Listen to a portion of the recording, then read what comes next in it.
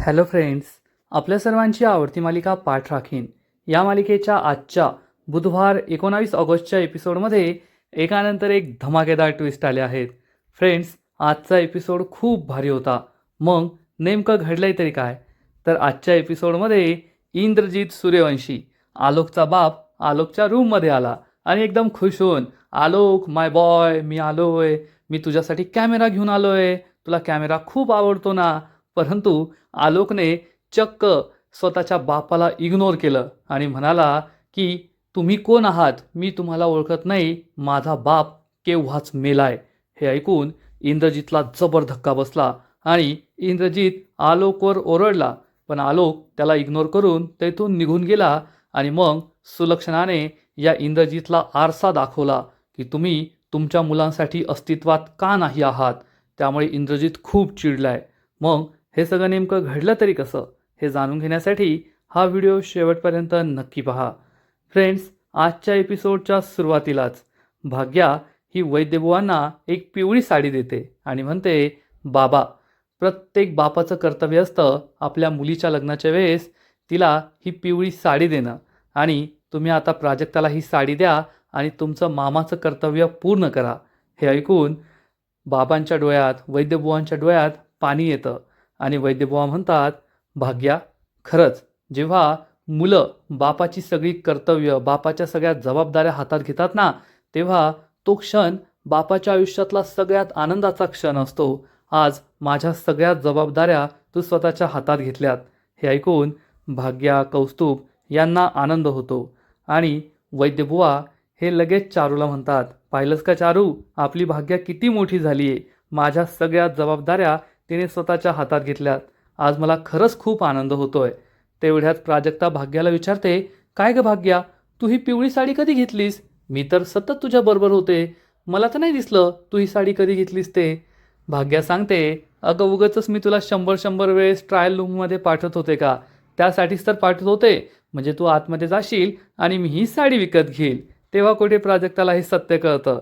आणि मग वैद्यबुवा प्राजक्ताजवळ येतात आणि प्राजक्तासमोर ही साडी धरतात आणि म्हणतात, प्राजक्ता, खरंच तुझं लग्न ठरलंय, मी तुला तुझ्या लग्नाची साडी देतोय, यावर माझा विश्वासच बसत नाही. प्राजक्ता, वैद्यबुवा दोघांच्याही डोळ्यात पाणी येतं. वैद्यबुवा खूप इमोशनल होतात आणि म्हणतात, म्हणजे कालपर्यंत मी ज्या मुलीसाठी बाहुली आणायचो, आज मी त्याच मुलीला तिच्या लग्नाची साडी देतोय ना, यावर माझा विश्वासच बसत नाहीये. दिवस किती भरभर जातात ना, गोष्टी किती पटापट होतात. वैद्यबुवा, प्राजक्ता, चारू या सगळ्यांच्या डोळ्यात पाणी असतं. फक्त ही आजी मात्र तोंड वाकडं करते आणि वैद्यबुवा हे प्राजक्ताला म्हणतात, प्राजक्ता, आजपर्यंत मी तुला ते नाही देऊ शकलो जे कदाचित तुझ्या आईबाबांनी दिलं असतं, ते म्हणजे सुख. या घरासाठी तू खूप काही केलंस, परंतु तुला सुख नाही मिळालं. आता ही लग्नाची साडी देताना मी तुला हाच आशीर्वाद देतोय की तुझ्या नशिबात जे सुख या घरात नव्हतं किंवा या घरात असताना तुला नाही मिळालं, ते तुला लग्न झाल्यावर तरी मिळावं. तुला सगळी सुखं सूर्यवंशीच्या घरात मिळावी, हाच माझा आशीर्वाद आहे. घरातील सगळे इमोशनल होतात. भाग्या, चारू सगळ्यांच्या डोळ्यात पाणी असतं. वैद्यबुवा प्राजक्ताला ही साडी देतात. प्राजक्ता रडत असते आणि वैद्यबुवा आपल्या डोळ्यातील पाणी लपवतात. फ्रेंड्स, हा सीन खरंच खूप इमोशनल आहे. तुमच्याही डोळ्यात पाणी येईल. आणि इकडे आरव हा अमेरिकेत बसलेला असतो आणि अमेरिकेत बसून भाग्याचं सोशल मीडिया अकाउंट पाहत असतो आणि यात भाग्याने तिचे अनेक सारे फोटोज अपलोड केलेले असतात आणि आरव हे सगळे फोटोज पाहत असतो आणि हे फोटोज पाहत असताना त्याला भाग्याची आठवण येते. भाग्याबरोबर घालवलेले वेगवेगळे क्षण आठवतात आणि आरव खूप इमोशनल होतो. तो कॉफी पित असतो तेव्हा त्याला आठवतं की त्याने भाग्याला कॉफीबद्दल विचारलं होतं. तेव्हा भाग्या म्हणाली होती की मला कॉफी नाही आवडत, मला चहा आवडतो. मग आरव हा गाडीत बसतो आणि गाडीत बसल्यावरसुद्धा मी भाग्याला किती वेळेस गाडी सोडायला गेलो होतो, भाग्याच्या जवळ होतो, हे सगळं आरवला आठवतं. आरवच्या डोळ्यात पाणी असतं. भाग्याने आपलं प्रपोजल नाकारलं, तिने माझ्याशी लग्नाला नकार दिला, हे सगळं आठवून आरव खूप इमोशनल होतो, रडत असतो. पण आता भाग्या कधीच माझ्या आयुष्यात येणार नाही असंही त्याला वाटत असतं. आणि इकडे आलोकचा बाप इंद्रजित चक्क आलोकच्या रूममध्ये येतो आणि म्हणतो, आलोक माय बॉय, मी आलोय. आणि आलोक त्याच्यावर खूप चिडतो आणि म्हणतो, माझ्या परमिशनशिवाय माझ्या रूममध्ये येता येत नाही, ही गोष्ट माहीत नाही आहे का तुम्हाला? तर इंद्रजित आतमध्ये येतो आणि म्हणतो, आलोक एकदा वर पाहा तरी, कोण आलंय? तुझा बाप आलाय, तुझा बाप. आणि आलोक त्याच्याकडे पाहतो. आपल्या बापाला पाहून आलोकला सुद्धा मोठा धक्काच बसतो आणि इंद्रजित म्हणतो, अरे तुझा बाप आलाय, भेटणार नाहीस का त्याला? पण आलोक त्याच्याकडे पाहतो, त्याला इग्नोर करतो. इंद्रजित खुश असतो. त्याला असं वाटतं की आलोक आता बाबा बाबा म्हणून मला मिठी मारेल. पण आलोक चक्क त्याला इग्नोर करून आपल्या खुर्चीवर मस्त पुस्तक वाचत बसतो. इंद्रजित म्हणतो, अरे असं काय करतोय? तुझा बाप आलाय, त्याला भेटावं आणि तू असं वाचत बसलाय. हे पहा, मी तुझ्यासाठी काय गिफ्ट आणलंय. मी तुझ्यासाठी आणलाय कॅमेरा. तुला कॅमेरा खूप आवडतो ना? लहानपणी 24 तास कॅमेरा घेऊन फिरायचा. फोटोग्राफीची आवड होती तुला आणि हा कॅमेरा खूप स्पेशल आहे बरं का. या कॅमेराची एक खासियत आहे, या कॅमेरात तसेच फोटो येतात जसे तुला हवे आहेत. तू तुझ्या मनासारखे फोटोज काढू शकतोस. चल आता या कॅमेराने तुझ्या बाबाचा एक फोटो काढ बरं, सुंदर छान असा. तर आलोक म्हणतो, माझ्यासाठी माझ्या बाबांचा फोटो हा केव्हाच भिंतीवर लागलाय. हे ऐकून इंद्रजितला जबर धक्का बसतो. इंद्रजित खूप चिडतो आणि म्हणतो, आलोक काय बोलतोयस तू हे? मी तुझा बाप तुझ्या समोर आहे आणि तुला माझ्याशी बोलायची लाज वाटतीये, माझ्याकडे पाहायची लाज वाटतीये. आणि आलोक उत्तर देतो, जो माणूस माझ्यासाठी अस्तित्वातच नाहीये त्याच्याशी काय बोलणार, काय त्याच्याकडे पाहणार? इंद्रजित आणखीन चिडतो आणि जोरात ओरडतो, आलोक. पण आलोक काही न बोलता, रिॲक्शन न देता रूममधून बाहेर निघून जातो. मग इंद्रजित आणखीन जोरजोरात ओरडत असतो, आलोक थांब, आलोक थांब, तू मला असं इग्नोर करून नाही जाऊ शकत. परंतु आलोक काही परत येत नाही आणि तेवढ्यात सुलक्षणा तेथे येते. सुलक्षणा इंद्रजितकडे पाहते. इंद्रजित तिच्याकडे रागारागाने पाहत असतो आणि इकडे वैद्यबुवांच्या घरी चक्क प्राजक्ताच्या मेहंदीची सगळी तयारी सुरू झालेली असते. भाग्या, तृप्ती, कौस्तुभ, वैद्यबुवा हे सगळे मिळून मेहंदीची तयारी करत असतात. फक्त आपली नवरीबाई तेथे नसते. भाग्या ही स्वतः प्रत्येक काम हातात घेऊन तयारी पूर्ण करून घेत असते. तृप्ती तिला मदत करते, कौस्तुभ तिला मदत करतो. तेवढ्यात प्राजक्ता ही रूममधून बाहेर येते आणि वैद्यभाव म्हणतात, पाहिलंस का प्राजू, आपल्या भाग्याबाईने सगळी जबाबदारी स्वतःच्या हातात घेतली आहे, सगळी कामं स्वतःहून करताय. प्राजक्ता खुश होते आणि भाग्या म्हणते, बाबा का नाही करणार सगळी कामं? माझ्या प्राजूचं लग्न आहे आणि माझ्या प्राजूच्या लग्नात मी मात्र एन्जॉय करणारच. तेवढ्यात आजी आणि चारू तिथे डायनिंग टेबलवर येऊन बसतात आणि आजी म्हणते, अरे आवराले लवकर, किती वेळ लावता एवढ्याशा कामाला? भाग्या म्हणते, आजी एकदम बरोबर बोलतेस तू, किती वेळ लावता ही लोक? चल तू हे मेहंदीचे कोण मला सजून दे बरं. परंतु आजी त्यासाठी स्पष्ट शब्दात नकार देते, नाही मी कोणतीच कामं करणार नाहीये. हे ऐकून सगळ्यांना आश्चर्य वाटतं आणि भाग्या विचारते, कोणती कामं करणार नाहीये म्हणजे? वैद्यभाव म्हणतात, सासूबाई असं काय करताय, आपल्या घरात शुभ कार्य आहे ना? तर आजी डायरेक्ट म्हणते, हे तुमच्यासाठी शुभ कार्य असेल पण माझ्यासाठी मात्र अशुभ कार्य आहे. हे ऐकून प्राजक्ताला खूप वाईट वाटतं. भाग्या तर भलतीच चिडते आणि आजीला जा विचारते, आजी तू काय बोलतीयस, तुझं तुला तरी कळतंय का? अशुभ कार्य म्हणजे? तर आजी म्हणते, भाग्या मला सगळं कळतंय, तुला कळत नाहीये. अगं मोठ्या बहिणीचं लग्न झालेलं नसताना, मोठी बहीण घरात बिन लग्नाची असताना लहान बहिणीचं लग्न होणं म्हणजे अशुभ कार्यच आहे ना, यात कोणतं शुभ कार्य आलंय? प्राजक्ताला वाईट वाटतं. वैद्यबुवा सुद्धा खूप दुःखी होतात आणि आजी म्हणते, म्हणूनच मी कोणतं काम करणार नाहीये. भाग्या चिडून म्हणते, तुला कोणतं काम करायचं नाहीये ना, मग निघ इथून, जाय तुझ्या घरी. हे ऐकून आजी आणि चारूला मोठा धक्काच बसतो. तृप्ती मात्र खुश होते. आजी विचारते, भाग्या तू मला घरी जायला सांगतीयेस, स्वतःच्या सख्ख्या आजीला? तर भाग्या म्हणते, हो, जर तुला इथे काही काम करायचं नाहीये आणि तू प्राजक्ताच्या मनाला लागेल असं बोलणार असशील, घरातील सगळ्यांचा मूड जाईल असं बोलणार असशील ना, तर आत्ताच्या आत्ता निघायचं घरी, येथे नाही थांबायचं. चारू सुद्धा काही बोलत नाही. वैद्यबुवा सुद्धा गप्प बसतात. आजीला मात्र वाईट वाटतं की माझी नातच मला घरातून बाहेर हाकलतीये. तेवढ्यात प्राजक्ता भाग्याला म्हणते, भाग्या आजी येते आपली, तिच्याशी प्लीज असं बोलू नको, नाहीतर भांडणामुळे घरातील वातावरण खराब होईल. भाग्या म्हणते, ठीक आहे प्राजू, तू सांगतेस ना म्हणून मी आजीला इथे थांबू देते, पण आजी तुला कामं करावी लागतील. हे घे मेहंदीचे कोण सजून ठेव. आजीचा नाईलाज होतो. भाग्या तिच्याकडे हे मेहंदीचे कोण देते, परत सजावट करायला जाते आणि तृप्ती म्हणते, वा ग भाग्या वा, कुणीतरी ना हे बोलायलाच पाहिजे होतं. ही बाई आहे ना तुझ्याशिवाय कोणाचंच ऐकत नाही, तूच तिची जिरू शकते. हे ऐकून खूप खुश होते भाग्या आणि आजीचं मात्र तोंड तसंच फुगलेलं असतं. आणि इकडे सुलक्षणा इंद्रजितने आणलेला कॅमेरा पाहते आणि म्हणते, अरे वा, तुम्ही चक्क कॅमेरा आणलाय तुमच्या लाडक्या मुलासाठी. इंद्रजित खूप चिडलेला असतो आणि सुलक्षणा त्याला सांगते, थांबा, मी तुम्हाला एक गोष्ट सांगते. जेव्हा आलोक हा 10 वर्षांचा होता ना, तेव्हा त्याच्याकडे जो कॅमेरा होता त्या कॅमेराने तो दिवसभर फोटोग्राफी करत बसायचा, कारण त्याला फोटोग्राफीची खूप आवड होती. परंतु एक दिवस त्याचा हा कॅमेरा तुटला. मग मी आलोकसाठी एक नवीन त्यापेक्षा ॲडव्हान्स असा कॅमेरा आणला. पण आलोकने तो कॅमेरा घेतला नाही. कारण काय, तर त्याच्या भावना त्या कॅमेराशी जोडल्या गेलेल्या होत्या. त्याने तो नवीन कॅमेरा कधीच स्वीकार केला नाही. जुना कॅमेरा बंद पडला आणि मग हळूहळू आलोकची फोटोग्राफीची आवडसुद्धा कमी झाली आणि मग तो चित्रकलेकडे वळला आणि आजतागायत तो फक्त चित्र काढतोय, तीच त्याची आवड बनली आहे. याचा अर्थ असा की जर एखादी वस्तू आपल्याकडे नसली आणि आपण एखाद्या दुसऱ्या कलेकडे वस्तूकडे आपलं मन रमवलं तर आपण त्यातच रमतो. आलोकचं सुद्धा तसंच झालंय.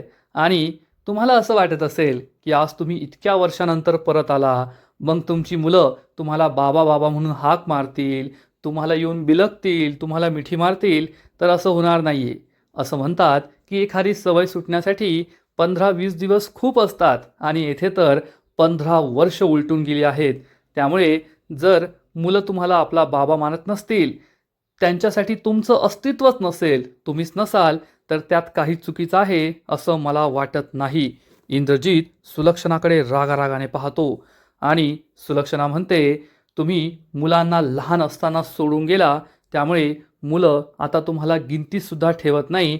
मुलांसाठी तुमची किंमत शून्य आहे, एवढं लक्षात ठेवा. हा इंद्रजित खूप चिडतो आणि म्हणतो, वा ग वा सुलक्षणा, एक बाप म्हणून मी नाही फेल झालोय, तर एक आई म्हणून तू फेल झाली आहेस.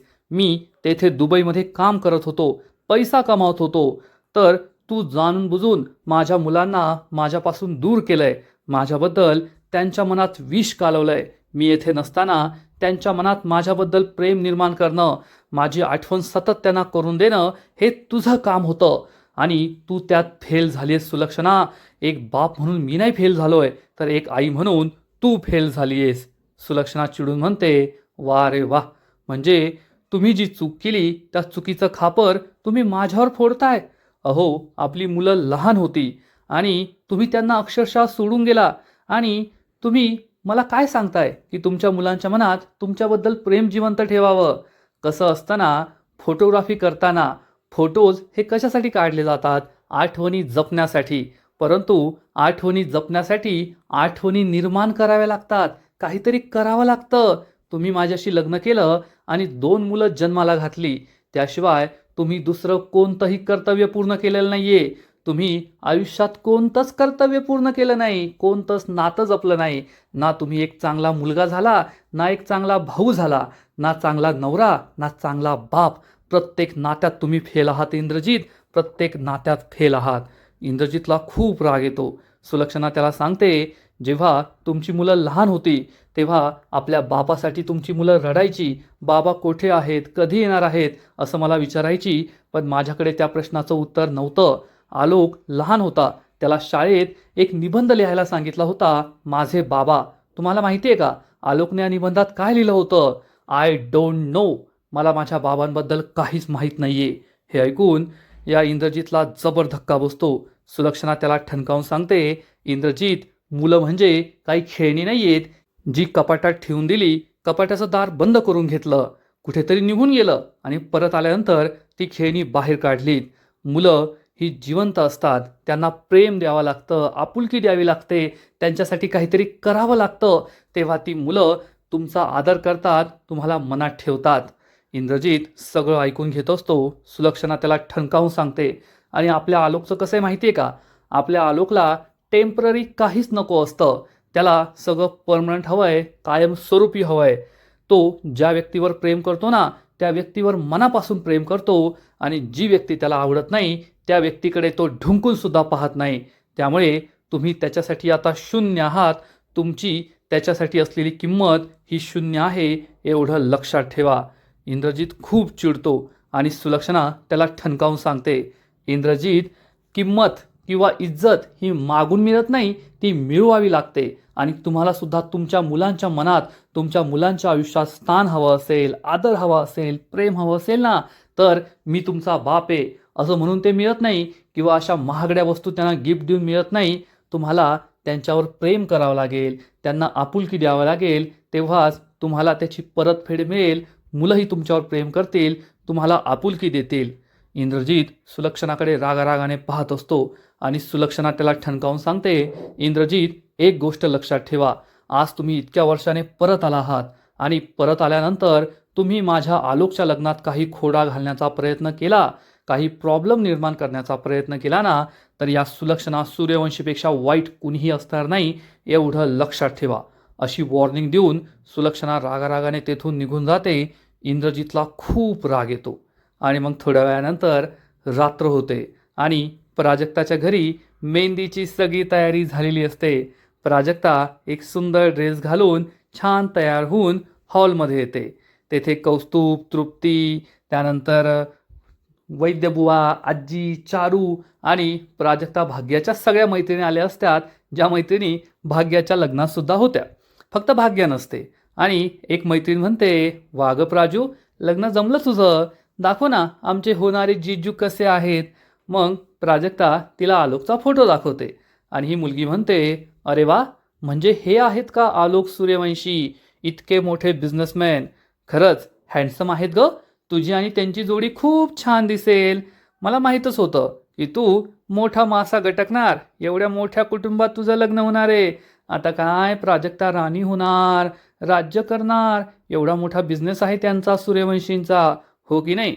प्राजक्ता काही बोलत नाही, सगळे खुश असतात. आणि तेवढ्यात तृप्ती म्हणते, पाहिलंस का प्राजक्ता, आणि मी तुला सगळ्यांसमोर सांगते बरं, सूर्यवंशींची सून झाल्यानंतर आम्हाला बिलकुल विसरायचं नाही, आम्हाला सुद्धा लक्षात ठेवायचं. प्राजक्ता काहीच बोलत नाही. तेवढ्यात भाग्या तेथे येते आणि भाग्याला पाहताच या मैत्रिणी चक्क भाग्याचा अपमान सुरू करतात आणि म्हणतात, प्राजक्ता, आम्हाला आहे ना, जेव्हा भाग्याचं लग्न जमलं ना, तेव्हाच आश्चर्य वाटलं होतं की तुझ्या आधी या भाग्याचं लग्न कसं जमलं, पण शेवटी ते लग्न मोडलंच. आणि लग्न मोडल्या मोडल्या एवढ्या लवकर तुझं लग्न जमलं सुद्धा. पण जाऊ दे, चांगलंच झालं. भाग्याच्या लग्नात ज्या अडचणी आल्या ना, त्या अडचणी तुझ्या लग्नात येणार नाहीये, कारण तू भाग्यापेक्षा आहे ना प्रत्येक गोष्टीत सरस आहेस, हे लक्षात ठेव. प्राजक्ता आणि भाग्याला खूप वाईट वाटतं. भाग्या बिचारी दुःखी होते, पण प्राजक्ताला राग आलेला असतो. प्राजक्ता या मैत्रिणींकडे रागारागाने पाहते आणि त्यांना ठणकावून सांगते, माझ्या भाग्याच्या लग्नाविषयी, तिच्या मोडलेल्या लग्नाविषयी कुणीही काही बोललेलं मी सहन करून घेणार नाहीये. तुम्हाला जर या कार्यक्रमात थांबायचं असेल तर भाग्याचा अपमान करायचा नाही. हे ऐकून या मैत्रिणी तोंड वाकडं करतात आणि प्राजक्ता त्यांना ठणकावून सांगते, भाग्या ही फक्त माझी बहीण नाहीये, तर माझी पाठराखीण आहे. आणि तिने माझ्यासाठी काय काय केलंय, या लग्नासाठी काय काय केलंय ना, हे तुम्हाला माहिती नाहीये. भाग्या खूप खुश होते आणि प्राजक्ता या सगळ्या मैत्रिणींची बोलती बंद करते. त्यांना ठणकावून सांगते की यानंतर मी भाग्याविषयी एकही चुकीचा शब्द, भाग्याला दिलेले टोमणे, तिला लग्नावरून बोललेलं वेडवाकडं ऐकून घेणार नाही. या सगळ्या मैत्रिणी गप्प बसतात. भाग्या खूप खुश होते आणि आजचा एपिसोड येथे संपतो. फ्रेंड्स, पाठराखीण या मालिकेचा आजचा एपिसोड खरंच खूप भारी होता, इंटरेस्टिंग होता. आता सूर्यवंशींच्या घरी तर लग्नाची काही तयारी सुरू नाहीये, परंतु इकडे वैद्यबुवांच्या घरी चक्क प्राजक्ताची मेहंदी सुद्धा सुरू झाली आहे. आणि नेहमीच्या मेहंदीच्या कार्यक्रमाप्रमाणे या भाग्याच्या प्राजक्ताच्या मैत्रिणी आल्या आणि भाग्याला टोमणे देत बसल्या. पण प्राजक्ताने त्यांची चांगली जिरवली, ते पाहायला मजा आली. आणि दुसरीकडे इंद्रजितची सुद्धा आलोकने चांगली जिरवली आहे. बाप म्हणून तो कसा फेल झालाय हे त्याला चांगलंच दाखवून दिलंय. मग सुलक्षणाने सुद्धा त्याला गप्प बसवलं. फ्रेंड्स, पाठराखीण या मालिकेचा आजचा एपिसोड तर खरंच खूप भारी होता, पण पुढील एपिसोड आणखीन भारी असणार आहे. आणखीन मोठा ट्विस्ट या मालिकेत येणार आहे. मग नेमकं घडणार तरी काय, तर पाठराखीण मालिकेच्या पुढील एपिसोडमध्ये आपण पाहू की संपूर्ण वैद्य कुटुंब प्राजक्ताच्या मेहंदी सोहळ्यात खूप खुश असेल. प्राजक्ताच्या हातावर भाग्या मेहंदी काढत असेल, आलोकचं नाव लिहिलेलं असेल. त्याच वेळेस कौशिकची आई तेथे येईल आणि वैद्यबुवांना म्हणेल, वैद्यबुवा, माझ्या मुलासारखा चांगला मुलगा तुम्ही नाकारला आणि त्या आलोक सूर्यवंशी बरोबर तुमच्या प्राजक्ताचं लग्न लावून देताय. अहो, तो सनकी आहे सनकी. तुमच्या प्राजक्ताचे कसे हाल करतो ना ते तुम्ही पहा. प्राजक्ताच्या आयुष्याचं वाटोळ करताय तुम्ही.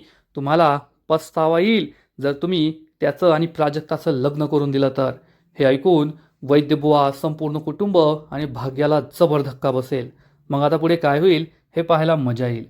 तर फ्रेंड्स, तुम्हाला सुद्धा पाठराखीण ही मालिका आवडते का? नक्कीच कमेंट करून सांगा. आणि या मालिकेचे असेच नवीन नवीन एपिसोड, नवीन नवीन अपडेट सर्वात आधी पाहण्यासाठी व्हिडिओला लाईक करा, शेअर करा, चॅनलला सबस्क्राईब करून बेल आयकॉनवर क्लिक करा. म्हणजे या मालिकेचे नवीन नवीन एपिसोड तुम्हाला सर्वात आधी पाहायला मिळतील. खूप खूप खूप धन्यवाद.